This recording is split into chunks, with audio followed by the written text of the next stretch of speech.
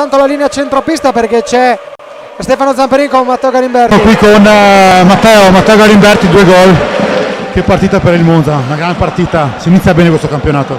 Sì, abbiamo, come ho detto più volte, prima dell'inizio della stagione abbiamo lavorato benissimo in questo mese e mezzo duramente e è stato un grande inizio come volevamo davanti al nostro pubblico, che oggi è stata una serata fantastica perché c'era un sacco di pubblico, un sacco di gente, sia loro che soprattutto nostra, e adesso 2 gol, che gol il secondo, grande scelta tecnica, state schiacciata. sì, soliti gol, però dai, ogni tanto qualcosa di diverso va bene, è andata bene, però l'importante era vincere, ragazzi. Sono fiero dei miei ragazzi, dei miei compagni e niente, adesso lavoriamo ancora a testa bassa e cerchiamo di dare il tutto per tutto. E cambia qualcosa per il Monza questo risultato oppure no? Sicuramente, perché partire così con una grande vittoria davanti ai tifosi è tantissima roba e con consapevolezza di poterci giocare con tutti e con tutto. Grazie, in bocca questa lunga stagione con noi anche Massimo Tattaranni. Massimo, ti abbiamo celebrato pre-gara e adesso per la tua 25esima consecutiva stagione in Serie A1, un record, non sappiamo quale sia il limite, però i complimenti.